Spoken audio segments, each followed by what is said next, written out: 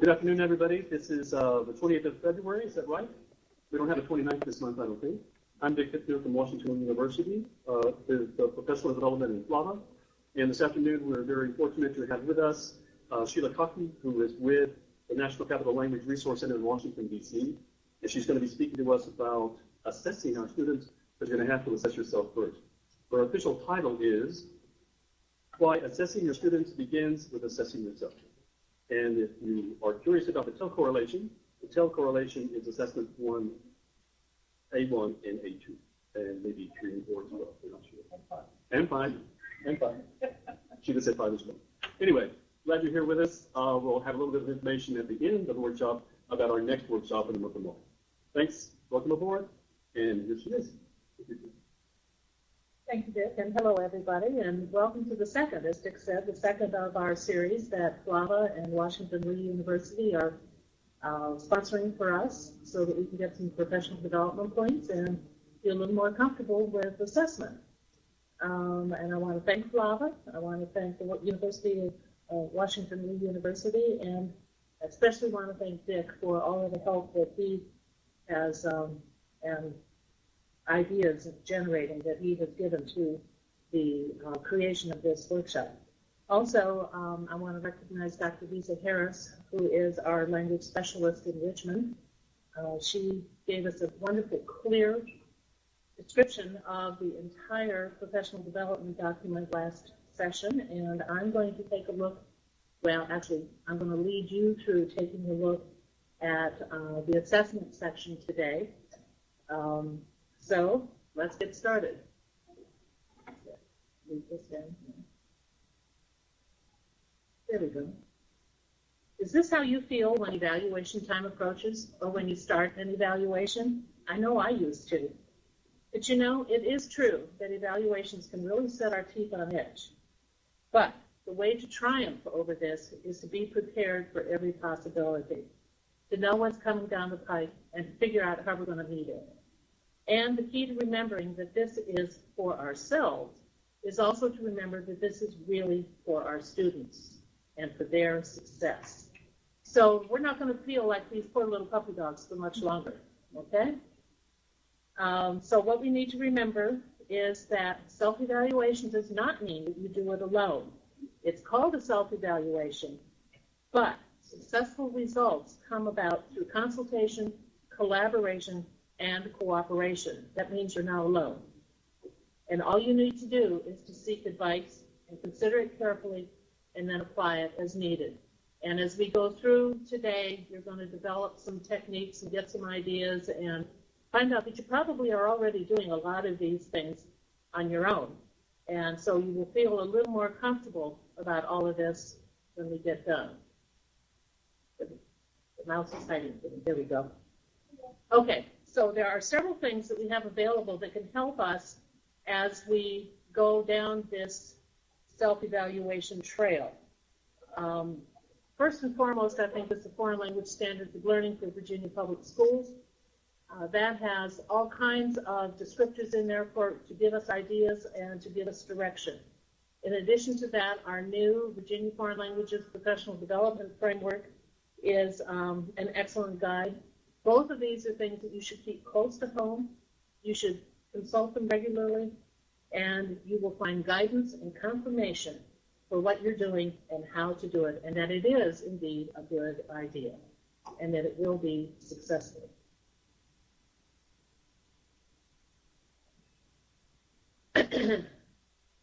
So what are we actually going to do today? We're going to start out by asking 3 essential questions. And then we will look at the TEL characteristics and be sure we understand what they're actually saying to us. After that, we're going to apply the TEL to what we do in our classrooms and what we do with ourselves, and maybe do some modification to what we're doing. And then we're going to take a look in the professional development document at key element 4.1 and see how that applies. And then we'll finish up at the end with some questions. I hope you'll have some good questions. Well, actually, I hope I've answered all your questions before we get that far. So let's get started here, okay? The steps are easy, I assure you that. If you work regularly on self-evaluation, daily, and often, it will become easier each time you sit down and make an attempt. Being reflective practitioners is part of who and what we are. So your results are going to become evident very quickly. Your students, you will see, are performing much better than they have been. At least we hope that's the case. That's the result we're looking for. And you will become more comfortable when you have an observer in your classroom. You will be more at ease, your creativity will flow, you will find yourself more flexible as a result of this process. Everyone wins in both the short run and the long run.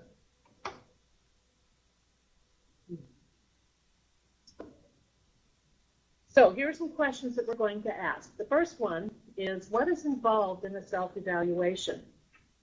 Very quickly, does anybody have any ideas of what might be involved in a good self-evaluation?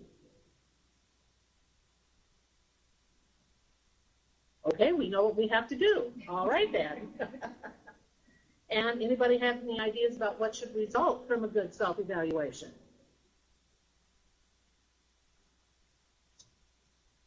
What am I doing that's working? That's a good question, yes, and that's one that will guide us. What am I doing that's working? That is from King George, I believe. Okay, and then the final question we're going to ask is, how does a good self-evaluation translate to better student informance? Another one that came in for our second question is, what do I need to improve upon? Absolutely, absolutely. And then, how does a good self-evaluation translate to better student performance? Okay, let's take a look at each of the TEL criteria that align with the Virginia Standards for Professional Practice of Teachers of Foreign Language. That's a mouthful. And key element 4-1. Key element 4-1 tells us, or says to us, that teachers of foreign languages consistently monitor and assess students' progress in a manner that reflects all aspects of language learning. Now, it only cites A1, A2, A3, and A5, but I figured since A4 is part of TEL, and we're going to kind of use TEL to help us figure out how to do our self-evaluation, that we'll also take a look at A4. We'll take a look at them, and we'll see what we can do to implement them and how they all fit together. So, our first task for today is to take a look at A1, and you all have your crosswalk handout, I hope. You guys don't have that here, do you? Excuse me, just a minute.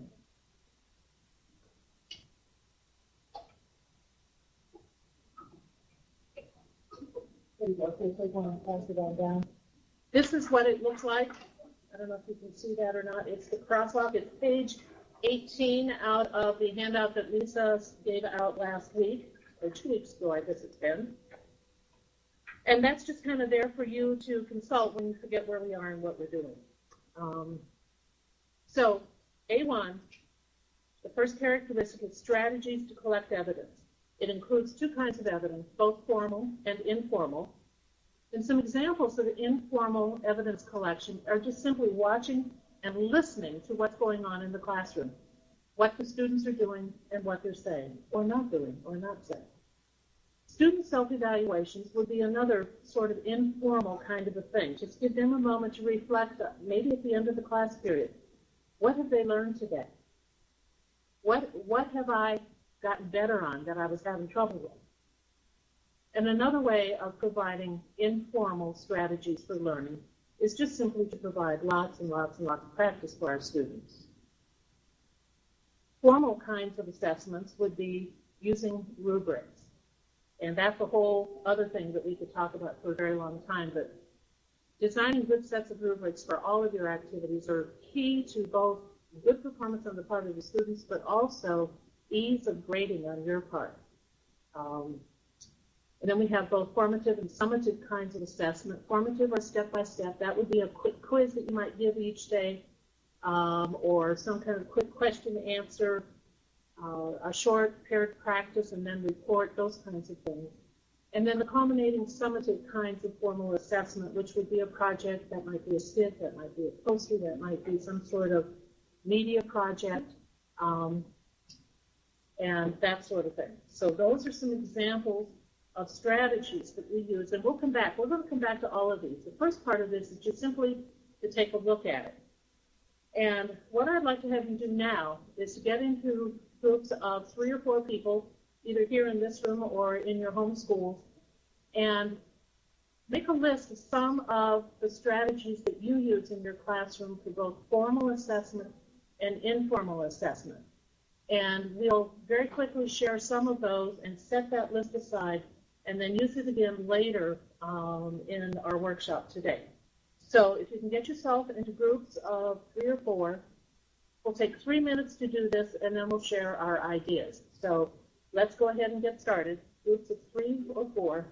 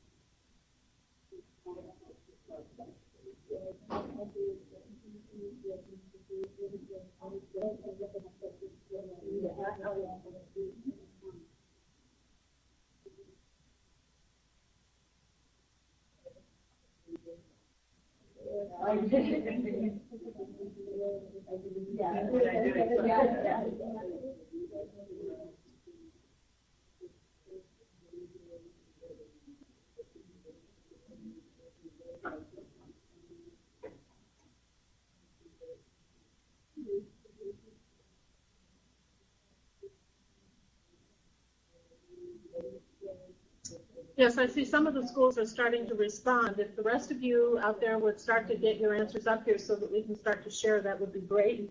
We still have about a half a minute left, but if you're done, start putting your answers up for us, please.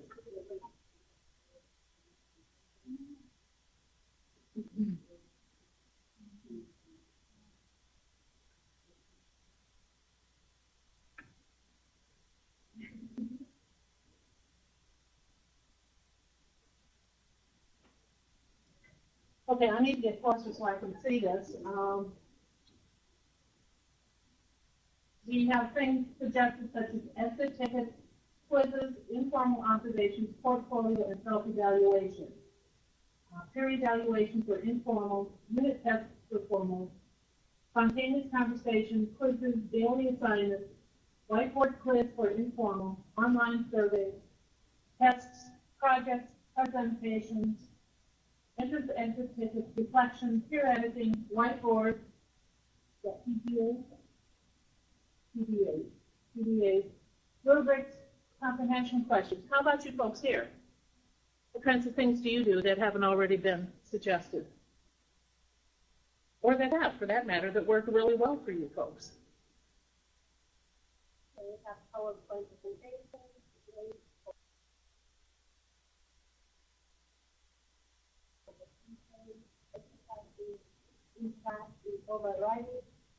I love your ideas of debates and presentations and that kind of thing, where particularly the debate where there's actually some interaction that's taking place rather than just one-sided sorts of things. I think those are really wonderful. Yeah. Any other ideas?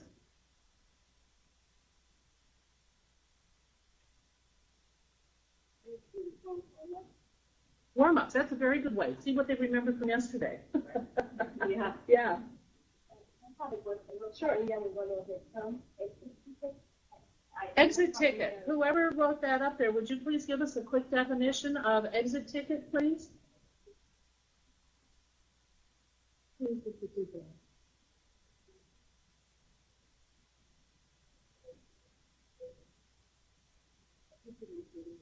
There were 2 or 3 of you who suggested exit tickets, but I don't see you guys. Oh, there. The Claire Garcia was one. Okay, so from Pennsylvania we get 3 things that you learned, 2 questions, 1 thing that you found interesting. So that would be something I take it that they write down as they're reading and hand it to you as they walk out the door. Is that correct? Summary of main objects of the lesson that was learned. Okay. Okay, thank you. Those are good ideas. Thank you. Okay, let's move on to A2. If I can find the arrow. There we go. A2 is student self-evaluation and peer review. Now, some examples of student self-evaluation would be journaling or goal setting, and a peer review, again, would be that use of rubrics so that the student or somebody in their small group could follow those rubrics and help the creator say, yes, you've done this, but you missed this point, or just simply conversations and brainstorming before they get started on something. So what I'd like to have you do, again, is to come up with some ideas. I think you're getting the idea that this is a sharing of ideas from people all around the state, making each one of us have a wealth of information. So let's take another 2 to 3 minutes to see if we can come up with some other ideas for student self-evaluation and for peer reviewing. Okay, go ahead.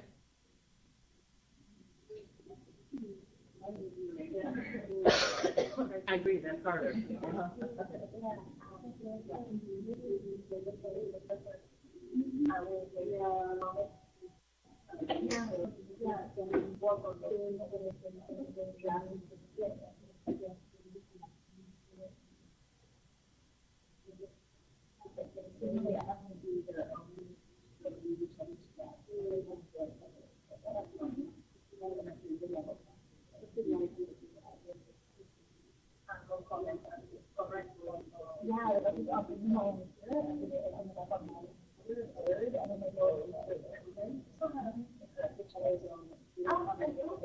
And then they switch it.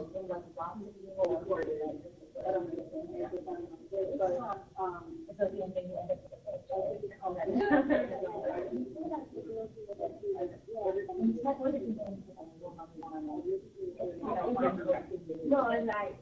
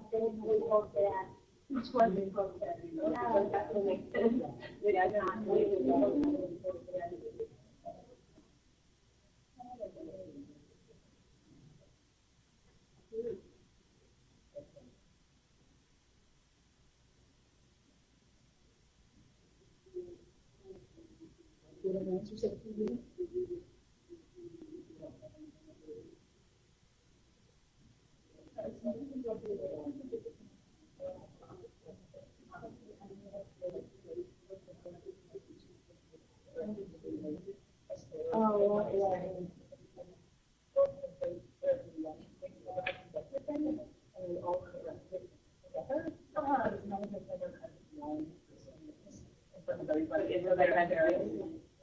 If you write one of those very low ones,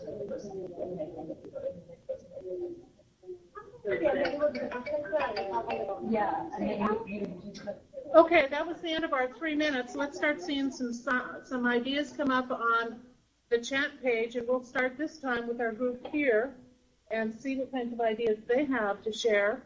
So we'll start with you guys, okay? I'll talk about the one I just said. So sometimes I do this thing where the students are writing stories collaboratively, like one person writes the first sentence, and they pass the paper, and the next person writes the next sentence, and it's sort of fun. So that when you're done, you take it to the projector, and then you correct it as a class. So, okay, well, I see one thing wrong in this sentence. What is it? And then everybody, no one feels picked on, but also everybody is engaged in correction, but you know what the user is supposed to. So there's some sort of That's sly and sneaky, and that's good, because then that way, the only person who really knows that they've made the mistake is the one who made the mistake. That's very good.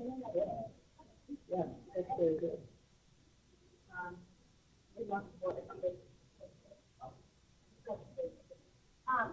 Also, sometimes I tend to write on some of the endings in the story, and then we compare with one in yourself. That's a good idea too. I like alternative endings. That lets them do what they want to do and be creative about it. Yeah.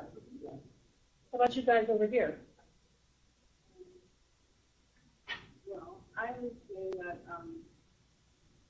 especially since I work with students who are preparing to take the exam, I like to basically have them do an AP prompt, and then I listen to what they recorded. I organize all the information on the rubric that they have for the AP exam, and then on the back of the sheet, I take advantage of space and I copy down everything you've said, and I kind of, circle or underline some mistakes or repetition, and then I like to have them listen to the recording again with my sheet as kind of like the guiding.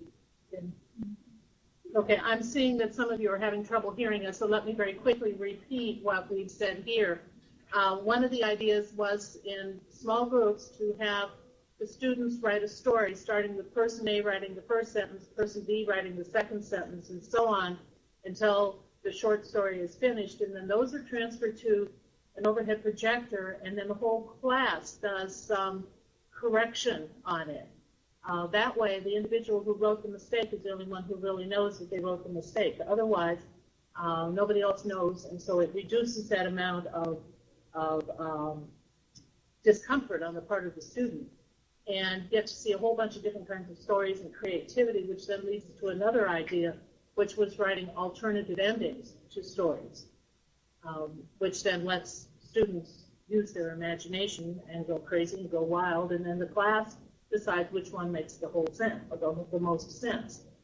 And then the third one that was mentioned here was working with AP students and taking one of the AP prompts and having them record their answers, and then the teacher listens to those answers, makes comments, basically kind of writes a script of what they've said, and makes some corrections and makes some comments to help the student improve upon them. She said she does not play those for the entire class to listen. Students don't necessarily like to listen to them themselves, their own recordings, but sometimes she does have them do that. So it's kind of a variety of things. What was sneaky? Okay. What was sneaky was the fact that everybody got to write things, but nobody knew who made the mistake. That was my comment there, that was kind of a sneaky way to get everybody to fix things without anybody knowing who was the one that made the goof. Okay? Let's see. Yeah, we have lots of easily embarrassed students, and we don't want to do that in our classes. We want them to be comfortable. Okay, did anybody else have any other kinds of ideas that we could use for engaging our students in their own self-evaluation?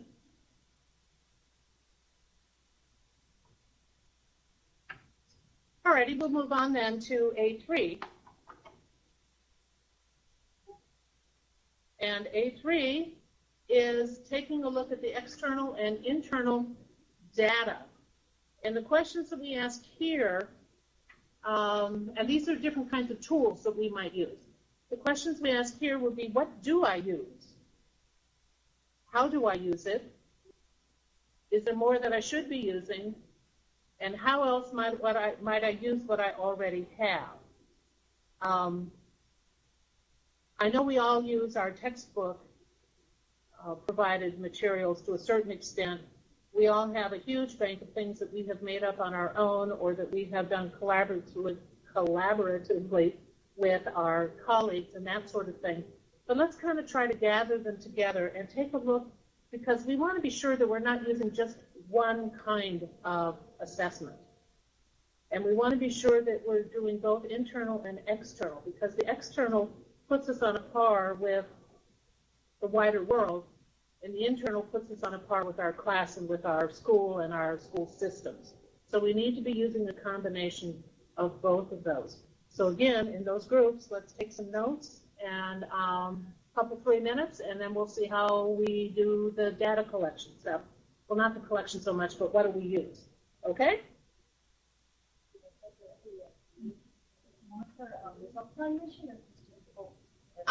Well, again, we're looking at what we're doing with the students. Yes, yes. How do we evaluate student achievement?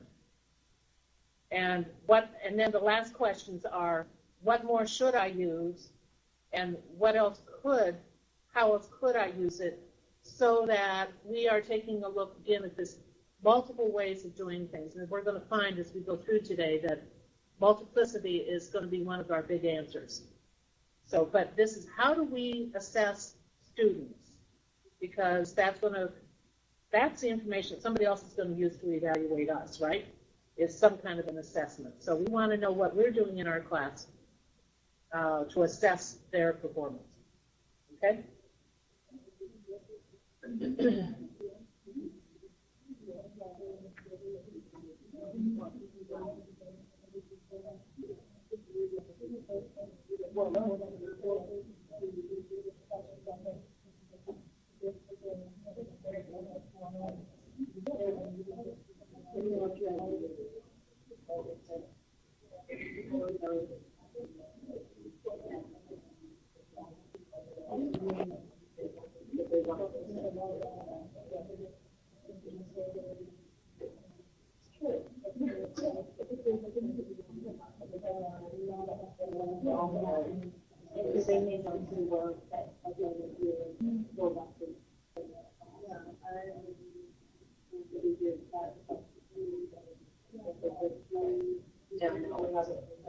Okay, we have a question that asks me to clarify what I mean by differences between internal and external.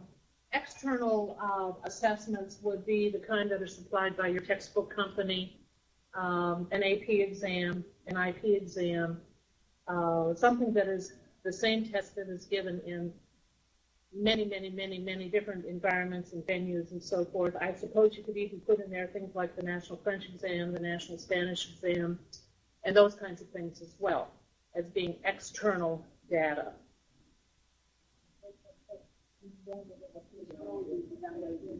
And internal then would be something that was locally designed. Now it could be something that's a standard test for your entire system. If you have 15 schools in your city, for example, it might be a year-end test that is used for everybody, but that's more of an internal kind of a thing. And then it would funnel down to something that you would use in your school, and then something that you yourself use alone without any of the others, just to help you figure out about your classroom. Okay? Yeah.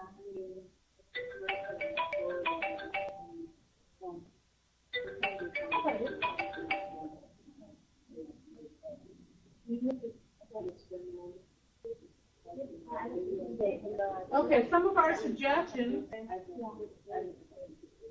include using a rubric, and the same rubric so that it applies in multiple situations. And I would add to that so that the students and the teacher both become very familiar with it. Have a rubric for each modality, such as speaking and writing. If there's an external assessment of some sort, is there an external assessment of some sort for world languages?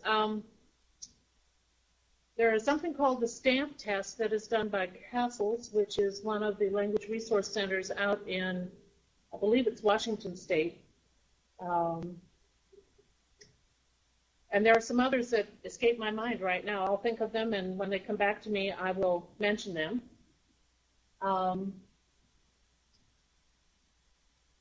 Benchmarks and portfolios are two other suggestions that have been made for kinds of assessments. Anything here in this room?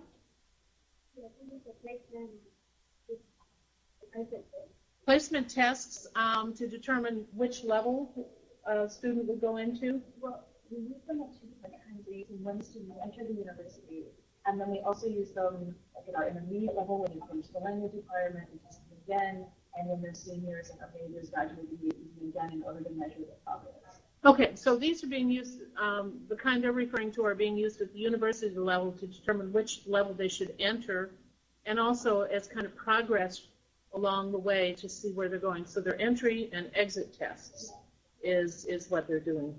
Yeah. Anything?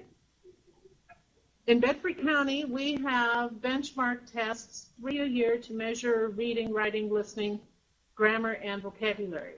We use the scores to see where we need to put more emphasis on in the classroom. Okay? And I presume in Bedford County, this is something that was written locally just for Bedford County. You're not using some instrument that you found someplace else. I think that's probably right. Portfolios and rubrics for internal assessment. Yes, it was created by our teachers in Bedford County. Okay, and I think that's often the case when they're talking with systems that are larger and they want to try to keep all of their students in all of their schools somewhat on a par with each other. I think that's often the way it goes. We're going to revisit these questions, so if you feel like we haven't answered all of them yet, that's okay, because we are going to come back and see them again, okay? Move on to A4, feedback strategy. And again, this is all, I think you're beginning to see how it all kind of ties together. Feedback strategies, what kinds do I use? And are there, oops, there we go. Are there others from which to choose? Should I vary the kind of feedback that I give or that I receive? How often do I give them? Should I do them more frequently? Should I do them less frequently? How do I use them? Do they all go down in my grade book, or do only some of them go down in my grade book?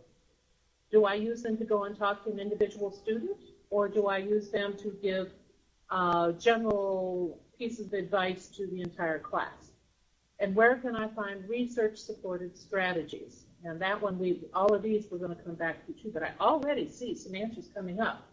But I think you've kind of figured out that the drill now is for you to share some ideas on these questions, and then we'll come back again in about 3 minutes and see what we've got, okay?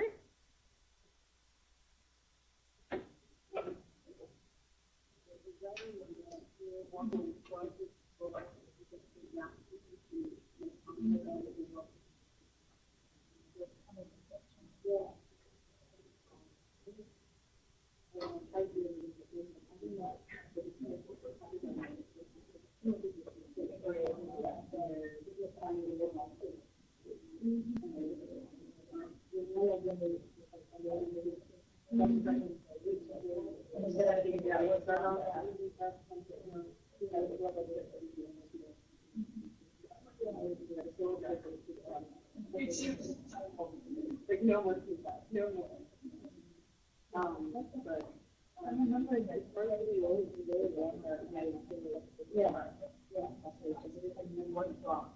what's wrong about it.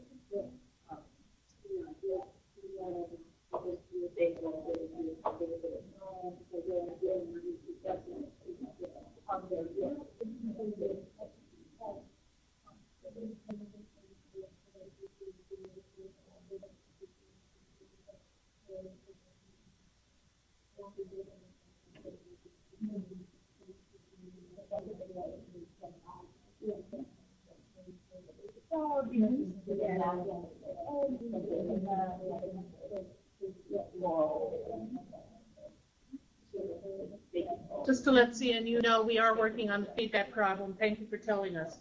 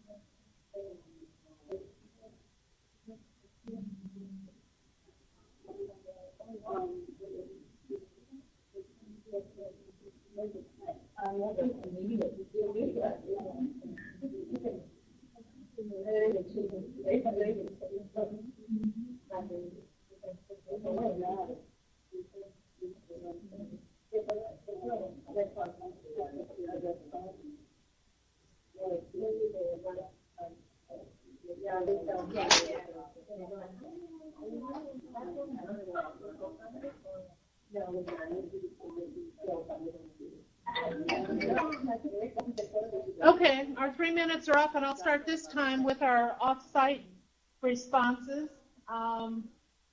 And I will recognize that Virginia Beach also said that they are working on their benchmark tests, and teachers are planning to improve in each of the classes with those benchmark tests. Feedback from Cockey should be constant. Examples are grades, commentary, and rubrics. And then we have participation rubrics, Google Voice, Edmodo, Active Inspire, Student Response, Clicker. That brings in a lot of the technology stuff, which kids are so comfortable with these days. Informal feedback would be things like verbal, rephrasing.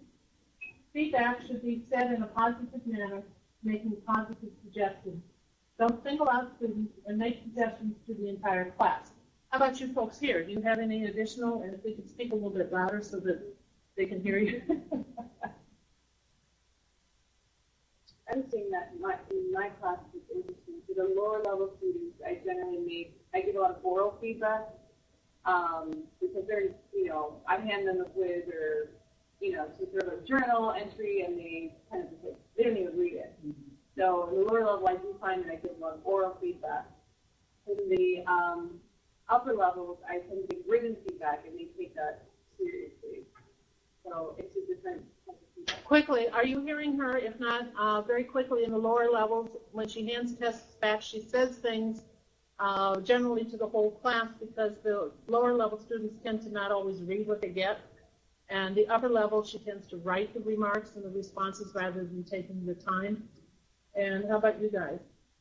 One thing that we talked about was, especially on compositions, writing, indicating that something needs to be fixed, but not knowing exactly what. This is a method of feedback that encourages the student to think about it and work on it more than just noting that something needs a little bit of work.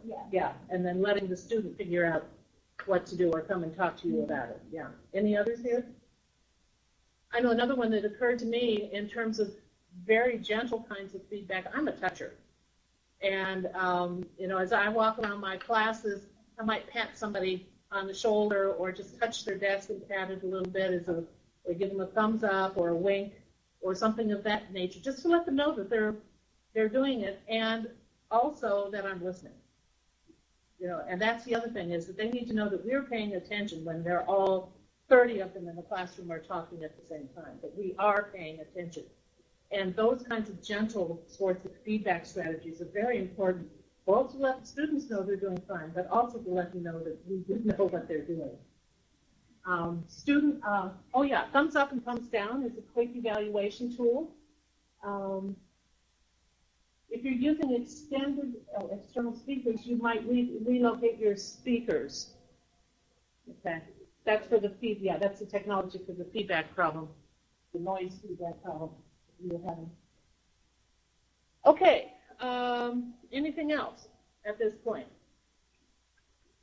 Okay, then we'll move on to A5. And A5 is the grading system that we're going to use. And we all are constrained by what our school systems have determined is the grading system. But we can also have other kinds of grading systems. Let's see, I still need to move a slide.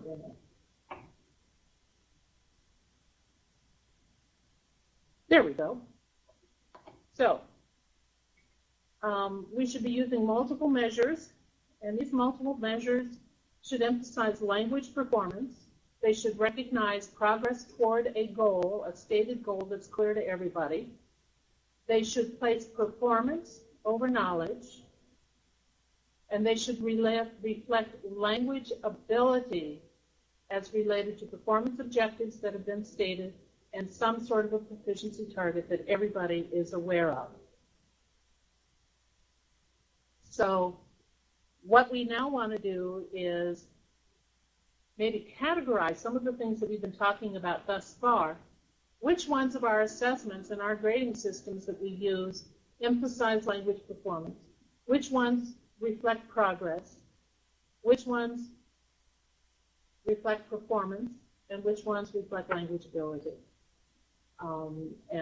Let's take a look at those, because we need to look at what we do from a variety of points of view and from a variety of directions so that we're not stuck in a rut. Okay, so let's do our 3-minute thing again.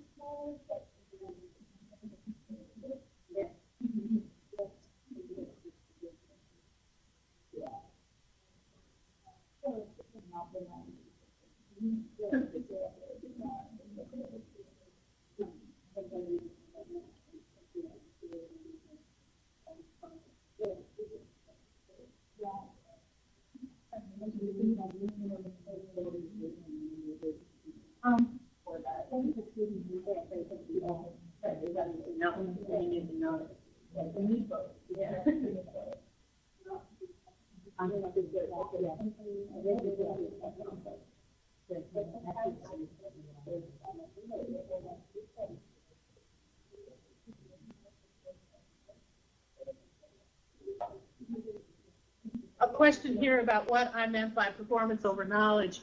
And there, I think really what I'm trying to say is it's okay to make a mistake with your grammar or with your pronunciation as long as what is being said is understood. That we're not necessarily asking them to be 100% accurate all of the time.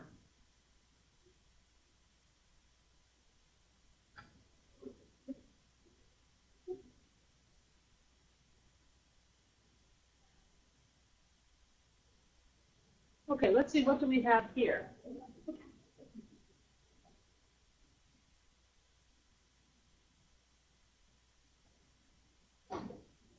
We'll get back to the research supported strategies in a little bit, so don't worry about that. The suggestions here, different categories provide multiple opportunities.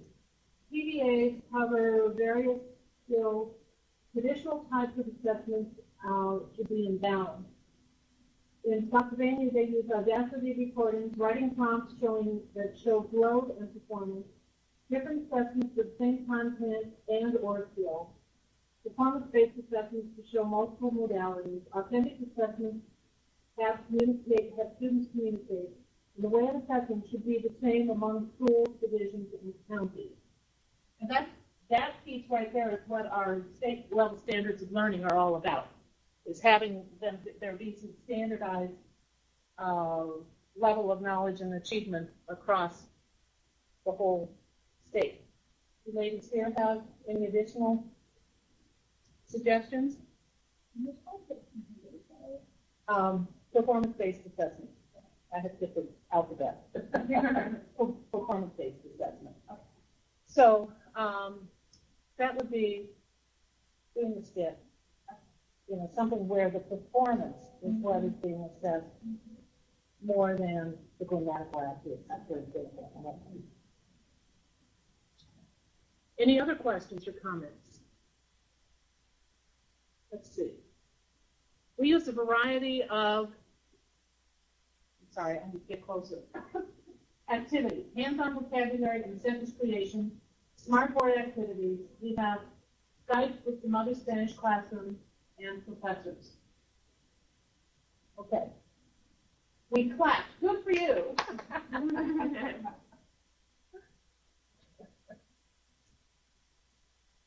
Okay, let's move on now to the next piece, which is, now that we've taken a look at these 5 that are on the left hand or the right hand side of the crosswalk, now let's see how we can apply those to ourselves.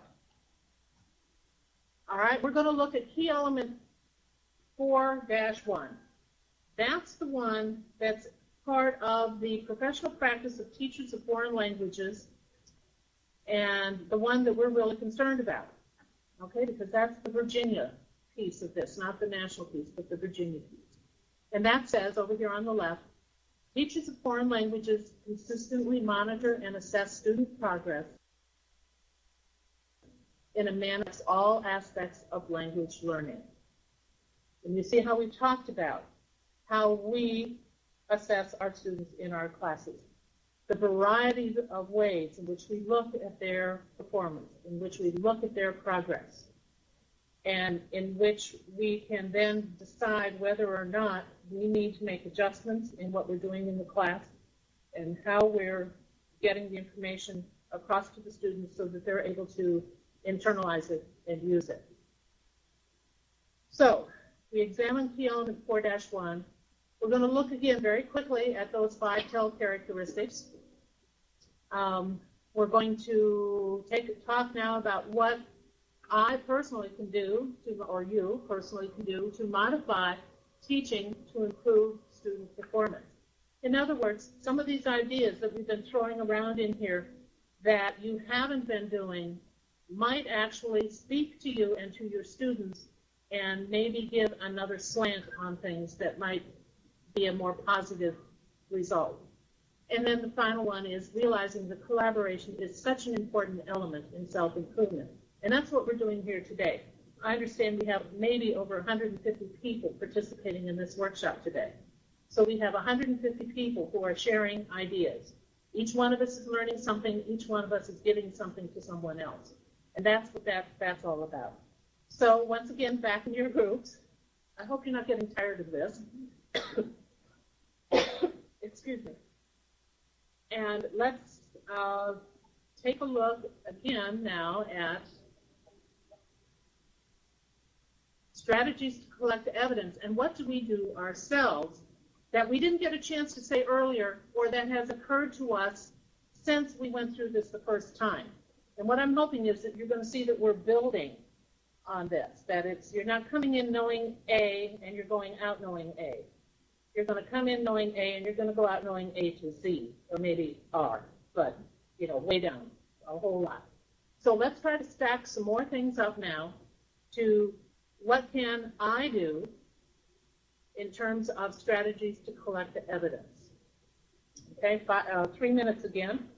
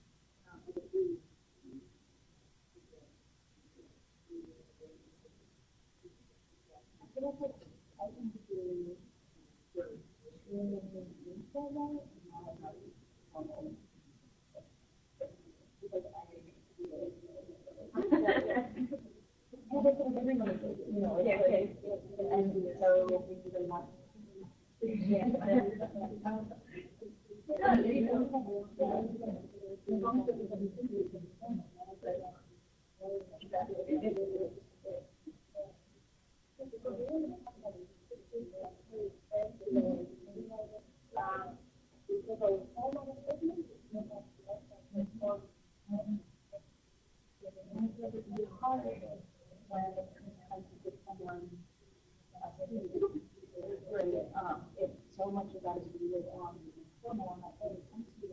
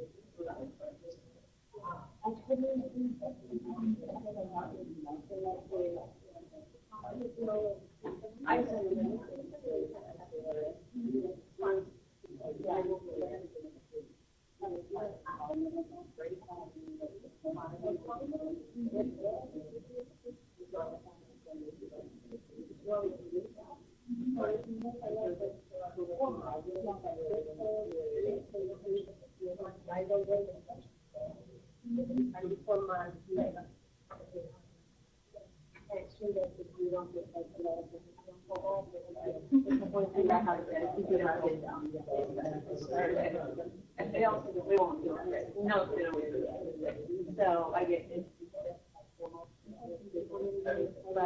But you take your class,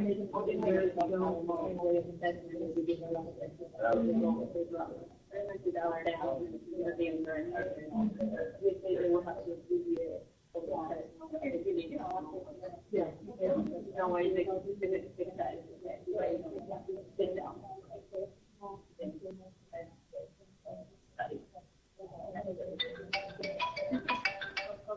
Those 3 minutes go fast, don't they?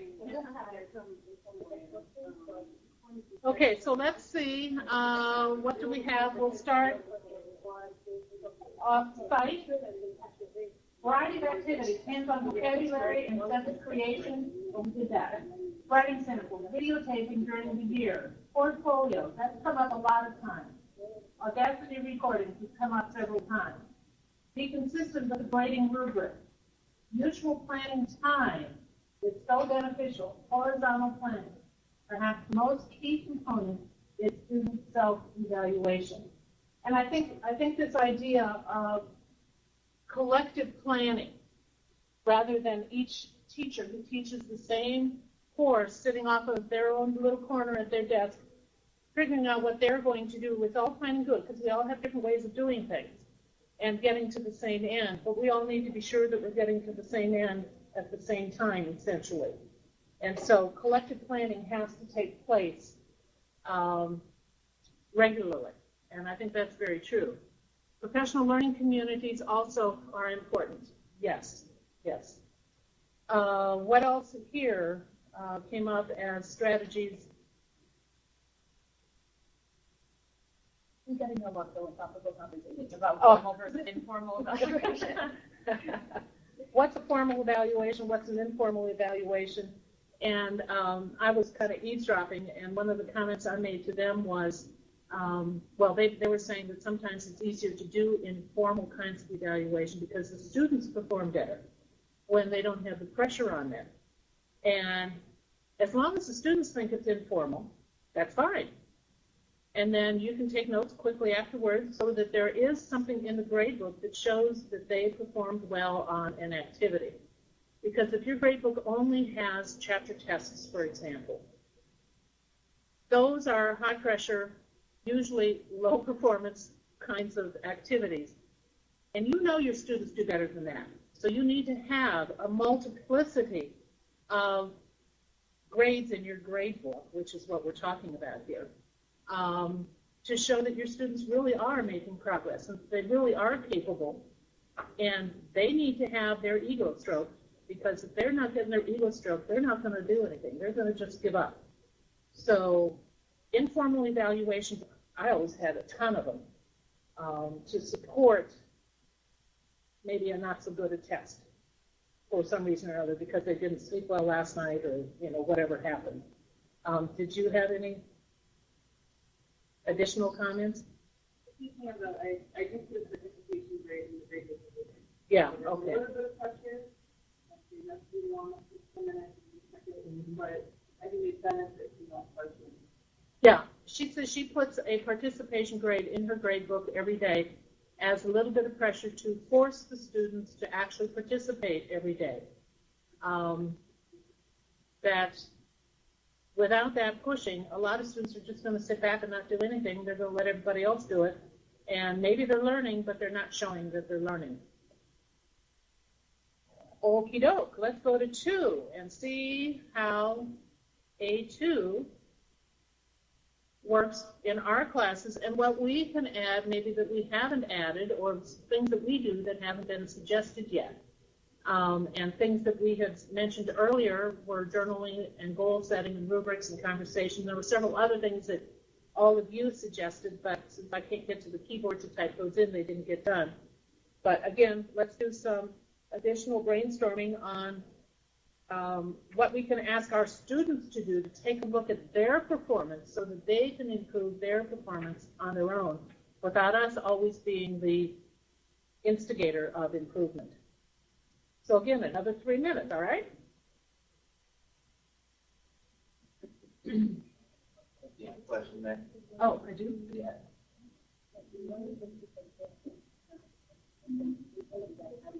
Yeah, sometimes the test is not an accurate representation of their ability. You are absolutely right, Spotsylvania. Absolutely right. And so the more grades we have, the better representation of their ability we have, not their ability, their performance.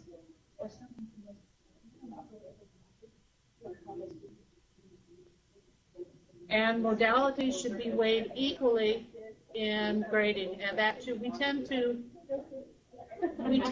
focus on things that we're comfortable with, things that we understand, things that our students do well. And you're right, we need to spread out to all of the modalities.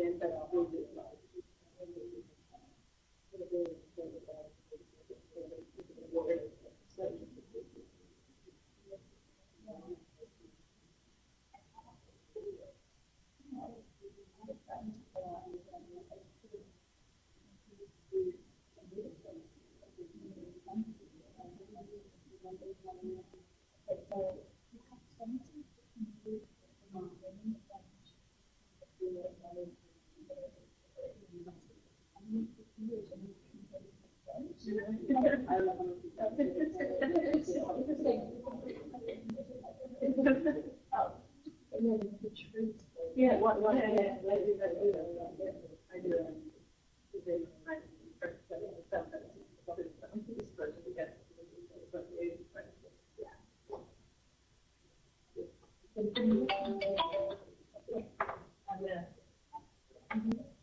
Okay, 3 minutes are up, and I think I'll start here this time and see what you folks have come up for ideas for how we can encourage our students to evaluate themselves and encourage themselves to improve. Start over here this time.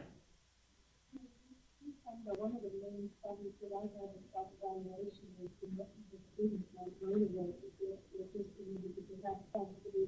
Okay, student motivation is a problem because they're just in the class for the advanced diploma, and so they don't really take the self-evaluation very seriously.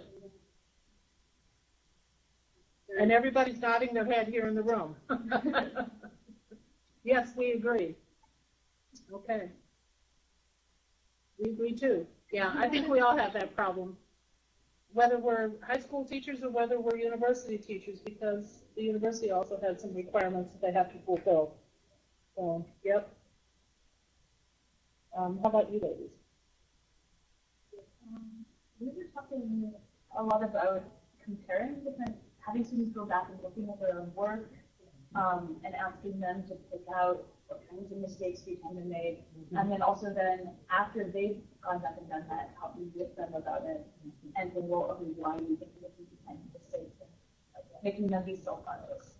In case you couldn't hear, what she was saying is having students keep their work, and in the case of writing, have them go back and periodically have them take a look at the progression of their writing. What are their mistakes that they make regularly, and maybe try to figure out why they're making those mistakes and work on trying to correct them. I think the positive thing that comes out of that is if they look at something that they wrote on the first day of class, and then they look at something they wrote on, 2/3 of the way through the class, they're going to say, wow, I wrote that, because they're going to be very impressed with what they've been able to do compared to what they could do when they came into the class. That also works with recordings of their speech, which is something we'll get to a little bit later. But that's another thing that maybe is something that could be considered. Anybody have any ideas out there that they need to add to, or ways that they encourage students to look at themselves?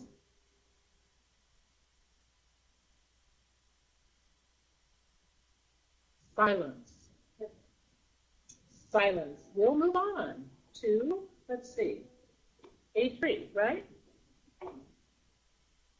Alrighty. All right, this is that external and internal data thing. If there was anything that we haven't already talked about and I would suggest that we might take a look more at the last two questions, because we tended previously to concentrate more on the first two, particularly the first one, what do I use in terms of data collection? But how do we use them?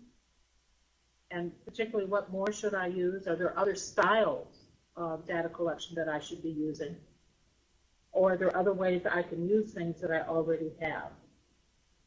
Okay, another 3-minute deal here.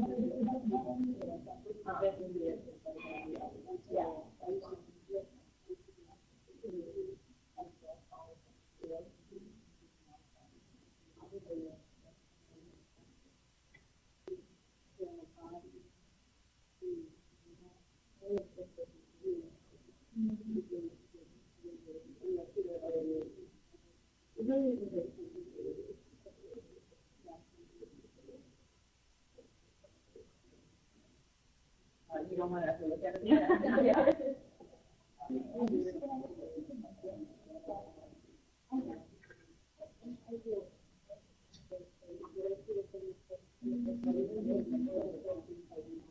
Maybe we don't need to spend quite as much time on this one. So let's sort of start collecting our ideas here. And somebody suggested Linguafolio, which is absolutely an excellent external data collection mechanism. If you're not familiar with it, it's based on the European framework for language learning, and it helps an individual track everything they do with their foreign language, in class, outside of class, in formal learning situations, in informal learning situations. There's a place in Linguafolio for them to put down if they picked up a comic book that's written in Spanish or French or Japanese, just on their own. There's a place for them to document that. If they happen to see a movie, or if they happen to be watching a TV show where there was some Spanish being spoken and they understood it, they can document that in place in Linguafolio. There are places there. Linguafolio is, there are a couple of places. North Carolina, the Department of Education in North Carolina has a lot of Linguafolio stuff on their website. And again, Castles out in, I think it's Washington, University of Washington, CASLS.org has a lot of Linguafolio stuff as well. It's an excellent piece for you to become familiar with. And you may not want to use all of it. You may only want to use a piece of it or parts of it somewhere along the way. But it's something that is very exciting. And the kids feel very good about it because they can fill those first few pages out in a heartbeat. And they know that they've done well. And they know that they can do something with their language. And that's what it's really all about.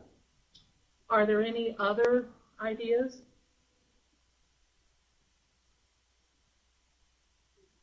Okay, we can move on. We can move on. I kind of expected this to happen, that by going through it by the third time that we would pretty much have covered a lot of it and you would have internalized it, which is the point of all of this. So here are our feedback strategies with our students. Things maybe that you didn't mention before. Oh, wait a minute, here we've got a question. What is the European tool? I called it the European framework, and that's not quite the right terminology. Let me think on it and I may remember, okay? So let's take a look at our feedback strategies. What kinds of things are we not doing that maybe we could do? What kinds of things haven't been suggested that you do? And if we need 3 minutes, okay. If not, I'll stop it sooner.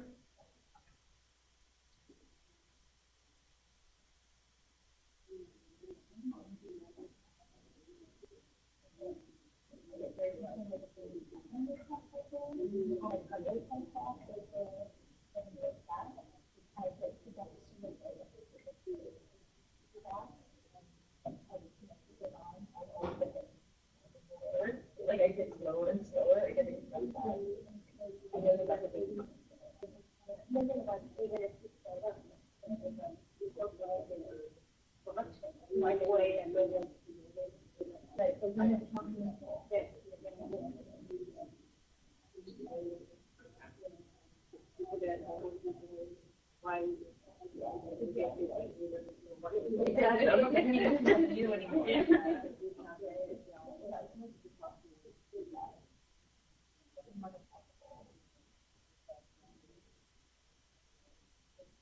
What I didn't do is I do it like, hey, you're like yourself, but I didn't do it in what? No, that's like I smiled, like okay, like I did it down, like you try again, or I did probably smile with you.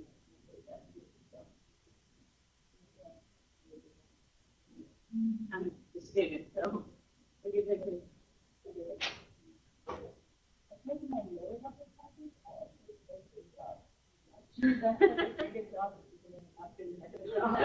Because I want them to just feel getting their going, but then okay, the problem is then if you can move it, you can move it, you do a great job. Okay, right, I know, there's a whole range.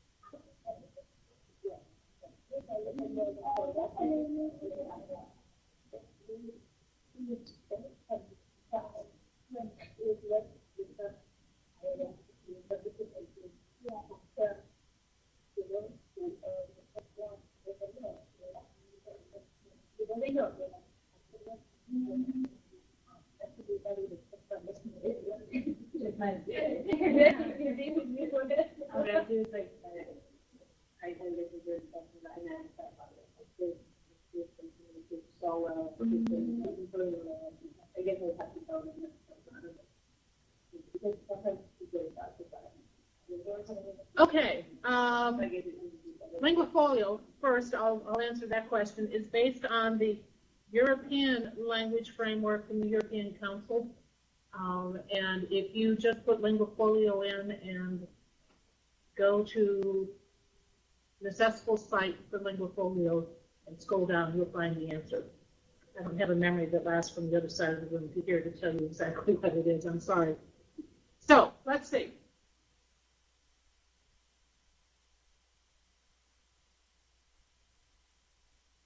Having many conferences with the students, absolutely. We sort of glanced on that, but we haven't really touched that. And many conferences with the students is an extremely effective way of getting feedback, both to us and to them. More commentary instead of numbers and letter grades, absolutely. Explanations of what's good and what's not so good, rather than just a B or a D. Using feedback for ourselves as well to enrich and to teach in order to tailor to individuals. That's what this is all about. Everybody learns slightly differently at a different rate with different interests and that sort of thing, and so we need to listen to what our students are saying and find out, get to know them enough so that we can provide activities that actually engage them. Having students evaluate not only themselves, but us, so that we can prove our method. That's kind of a frightful thought, isn't it? I think most of us go, but I think that's absolutely right. We need to somehow or another read them so that we can, as I said earlier, meet their needs and engage them in their learning. Other places where we can go for more help and more advice and research-supported strategies are ACTFL, ATSP, ATSG, ACL, FLAVA, and so on and so on and so on. All of those language professional organizations and alphabets that we know are very, very good resources for us. There is, now let me find a piece of paper. There is an article in the current FLAVA bulletin called Teacher Evaluations Are Changing. Should your exams change too? That Jennifer Carson wrote. And so that might be something for you to take a look at. The Center for Applied Linguistics has a pile of stuff on feedback. So if you just go to the cal.org, Center for Applied Linguistics, and type in feedback strategies in their search blank, you'll come up with a whole bunch of things there. And then I found another one when I was looking around of Annenberg Foundation, WGBH in Boston, and ACTFL. Did a whole series of foreign language K-12 workshops. And session 7 is planning for assessment.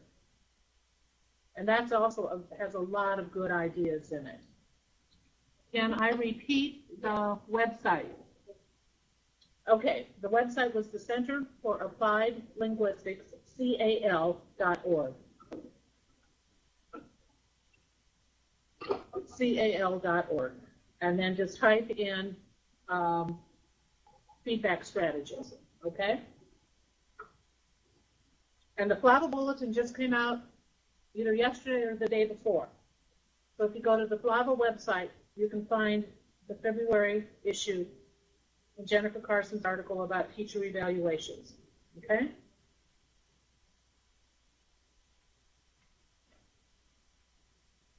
Anything else about feedback strategies?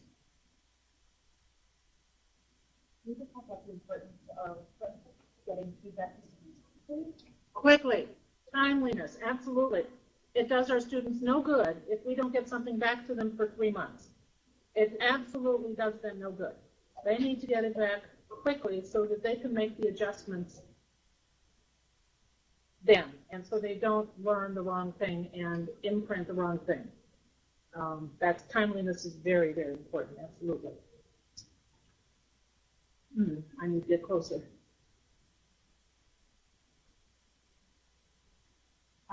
Which strategy might be the most effective for middle school students?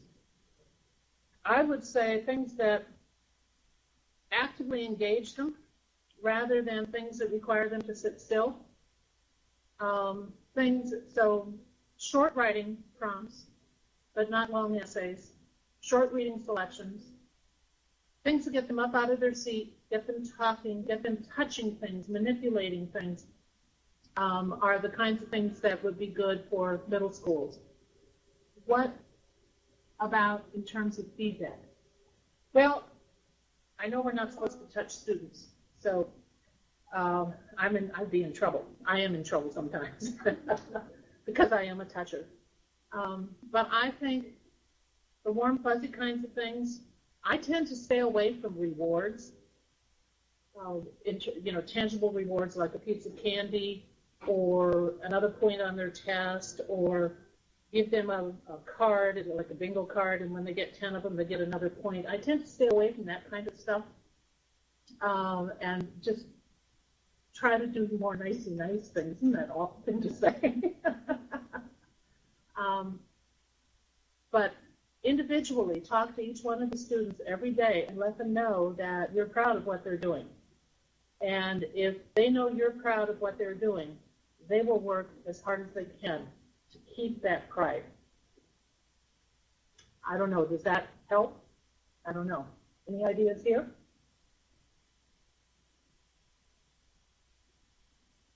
Okay, let's move on then to A5. Whoops, oh, what did I do? I did the wrong thing. Click on that. Click on cancel? Okay. Oh. Please don't click on cancel, he says. All right, let's not touch that part of the mouse again. Okay, grading system. And again, let's talk about things that we think we should be doing that maybe we're not doing, or that we might be able to change a little bit. Ideas that we've gotten. And let's see. We might, well, I don't know. I guess we kind of touched on all of these. So, hit the ones you want to hit and skip the ones you want to skip, and we'll put it all together, all right? 3 minutes.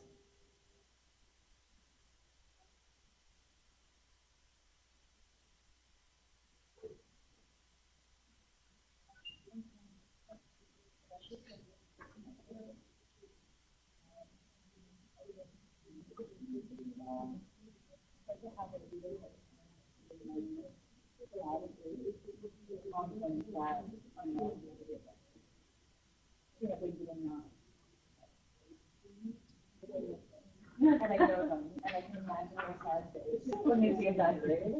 I think about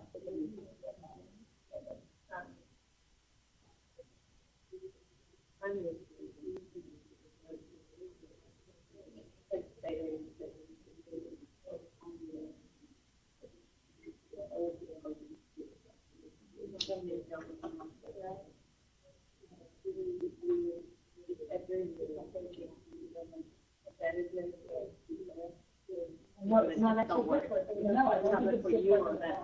But it's, I know.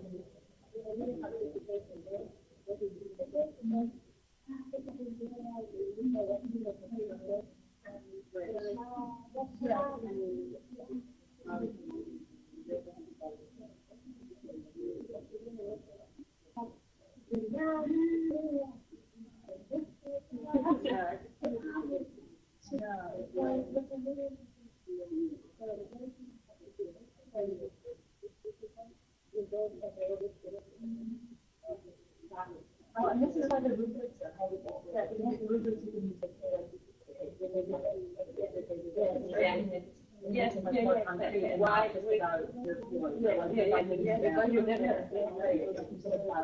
The word,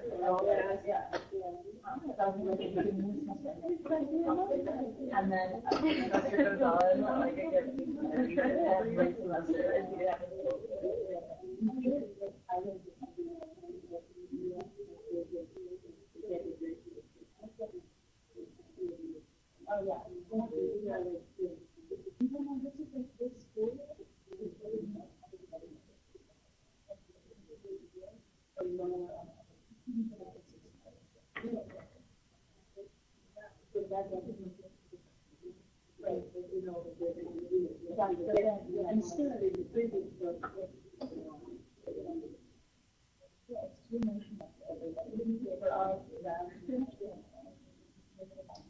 Okay, let's see what we have here.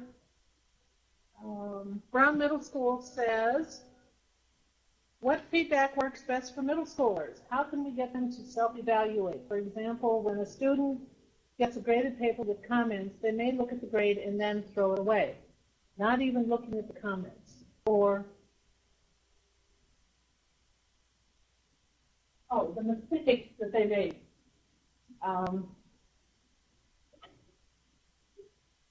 Modeling helps with self-evaluation. Yes, I would say that that's very true. And if we put less emphasis on grammar and more emphasis on authentic experiences or in communication of the idea so that they're not afraid to make mistakes. And when we hand back a paper, if our concern on that particular paper was, let's say, adjective agreement, let's not worry about noun-verb agreement so much. Or let's not worry about conjunctions or whether they got the negative constructed correctly and placed in the correct spot on the sentence and that sort of thing. Let's focus on what the paper was supposed to focus on. And that might help too, because that reduces the red, and that's always a good thing. And so that might help too. One idea for that might be to make communication the criteria. I have my students do like pretend tweets that they pass back and forth in the class, and if they don't, if they can't write it, if they can't make themselves understood, then it isn't fun, and they can't tell the other person what they're doing. So. Now, if you didn't hear that, she had a great idea, making communication be the focus and be the point by having them do pretend tweets with other people in the classroom. And if they can't get their point across, it's no longer fun. If people don't understand them, it's not fun. If they don't understand people, it's not fun. But tweeting is fun. So that might be a way to encourage them. Plus, all of the social media, the rules are a little more lax than they are on our academic terms. And so that might be a way to encourage them to at least give it a shot, at least try, and get the idea across. And then gradually fill in the blanks with the corrections. I mean, that's what we do when we hear somebody make a correction. We don't necessarily say, no, that was wrong. What we do is repeat the phrase correctly in a gentle way, not in a dictatorial way or in a critical way, but in a gentle way. You know, so if somebody says, oh, that books is mine, and we just, oh, those books are yours? You know, just go back, respond correctly. Anything else? Okay, let's move on. We're getting down to the end, so we're going to take a look now at what all of this is leading up to, which is that key element 4-1 and need. And how do we monitor and how do we assess? The TEL document helps us in both monitoring and assessing what our students are doing. So again, maybe all I need to do is just kind of quickly review some of the other things that I remember people said. Things like thumbs up, thumbs down, spot checking, quick questions and answers, walking around the room and listening, doing fast quizzes. And let's see, we got somebody who wrote something. Whoops. Offer incentives to self-correct based on evaluation. What kind of incentives do you have in mind for that?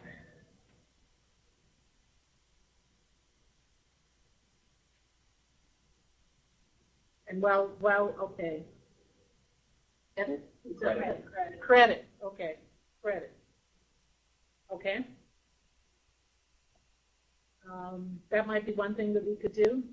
Let's see if we can come up with some other ways of doing very quick monitoring and assessing, not the big formal, culminating project at the end of the unit and that kind of thing, but just quick, everyday kinds of things that will help us make the adjustments that we need to make, so that when that big thing comes down the pipe, the kids are there and ready to do it and have already essentially done it, and they just have to put all the pieces together.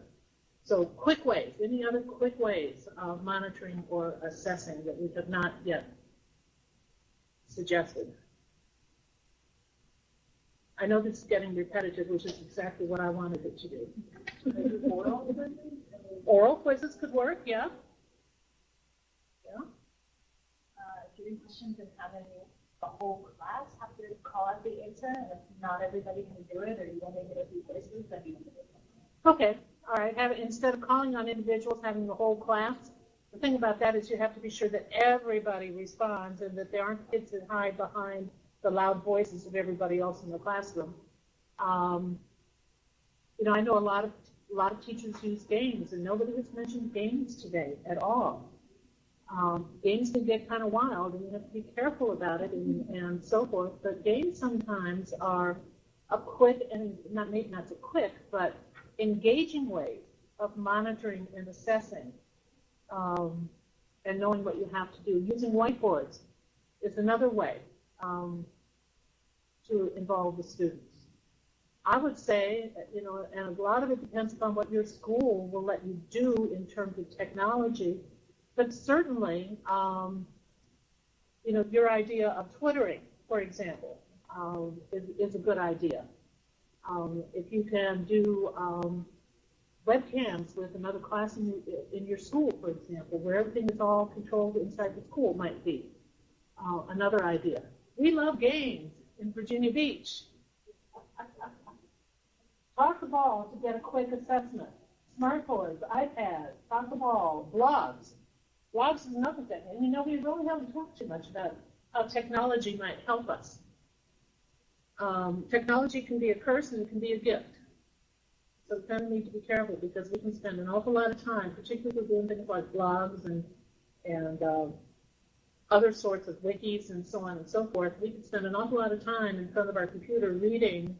Of course, what's the difference between reading the computer screen and reading paper? I don't know. I don't know that there's much. But we need to think about those things, because our students are very much with their handheld in their hand all of the time, of one sort or another. Okay, moving on. We're into the final results. The result of all of this is that our students are going to have better performance. We're going to provide them clear directions so that they know what they're supposed to do. We're going to give them practice that's directly tied to the evaluation, and they will be better doing whatever it is we ask them to do at the end, the big grade that goes in the grade book. And we're going to help them get there and be comfortable about it through frequent spot checks so that we can catch the errors and fix them so that they don't become permanent errors. And building all of this confidence, of course, is going to be resulting in better performance. Think back to your first day as a teacher in your classroom. And think about today and how much more confident you are. And because you're more confident, you are a better teacher. So we build confidence in our students, and they perform better, which means that that piece of the teacher evaluation is going to look better. So now, after all of this repetitive stuff, we can see how examining myself, is going to improve my performance, improve my students' performance, and it's proven through student evaluations and through teacher evaluations. So don't let it frighten you. Now we know what's involved in the self-evaluation. Just look at yourself. Take time every day, after every class, just to mentally, very quickly, when you have to go out and stand in the hall and watch the kids, just think, okay, what went well in that class and what didn't go so well? What do I need to fix? What should result from a good evaluation? Better performance on your part and on the students' part. Okay? And I think you now can see how good self-evaluations of teachers can translate to better student performance. So, here we are, back to our poor little puppy dog, right? Okay, we're going to have no more of our stunned puppy dog because the idea of an evaluation isn't going to be frightening anymore. We know what's going to come, so we can be prepared for it. And we're going to have lots more of the happy, eager puppy dog. And we will eagerly, maybe not eagerly, but at least we'll approach self-evaluations knowing that it brings comfort and confidence for both us and our students. And just remember that together,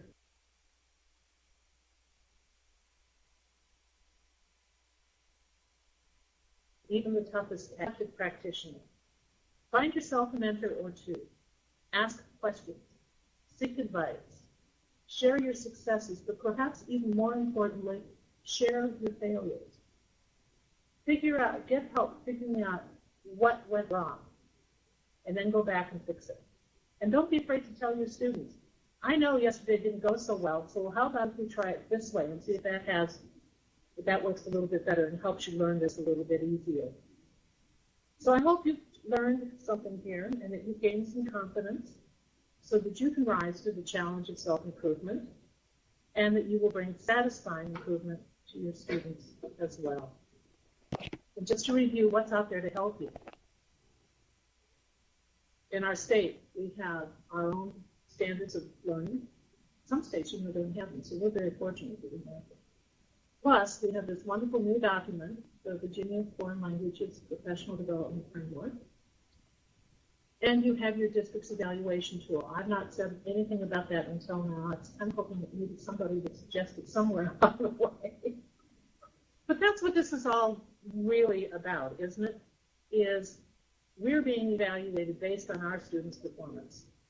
If you know what your district's evaluation rubric looks like, and you should be able to get to it without any problem at all, you know what to be prepared for. You know what to have ready to hand to that evaluator when they come in. You know what you need to have ready for yourself when they come in. And those are very, very important things. They're there for your support. They're there for your guidance. They're very valuable. And even though we all are very, very good at what we do, we always have room to improve. Every single one of us, even though we're all outstanding. Right? And two other powerful, powerful resources. Your local curriculum and your mentors. And even if you're a 10-year teacher or a 20-year teacher, there's still somebody out there that you can have as a mentor. And if you're a mentor to somebody else, you're going to learn. So it goes both ways. If you take a look at these lovely shamrocks, they all have the same words in them. They all have the same words in them. So both mentoring and curriculum support are part of the whole self-evaluation process. I call these the good fortune shamrocks. So it's time for you to get started now. You know now that the steps are easy. Your students will perform regularly better than they had before, and you will be more comfortable with everything you're doing, whether an observer is there or not. Just approach every day in the classroom as an observer day. And you know, a little secret about observations, I'm sure you all know this, the students think that they're being observed and being evaluated, and so they always usually behave better and try to, and so you look better, right?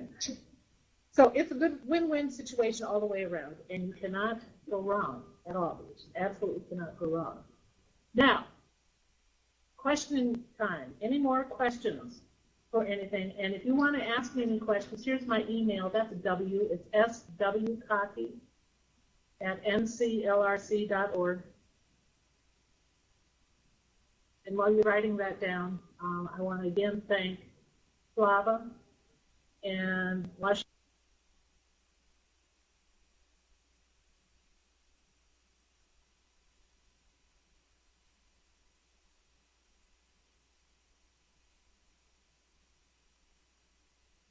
Washington and Lee University possible.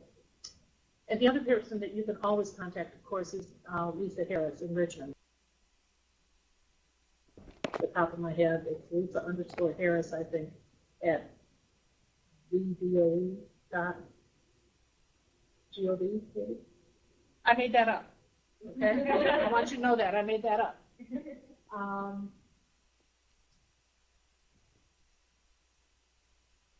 So, thank you. Any other questions, comments? We did have one question that came up here that I asked her to save until the end, and that was ideas on how to have students be comfortable recording their voices. Does anybody have any suggestions on that?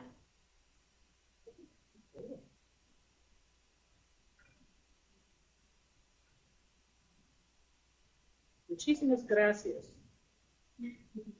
Merci beaucoup. Nobody has any ideas about helping students become more comfortable recording their voices?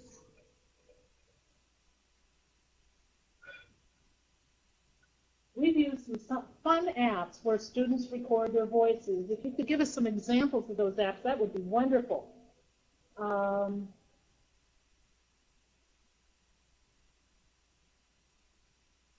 Education is great, okay? Educreation. Any other speaking apps that work well that we could share?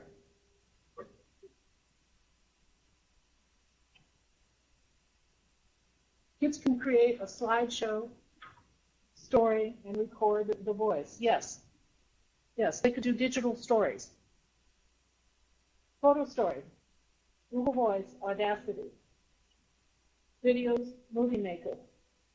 Yeah, I think kids today are a little more comfortable with the whole idea of video than they were 10 years ago, because a lot of them have smartphones, and they do that just with their friends anyway. And of course, then we just have to get them to be comfortable doing it in the language.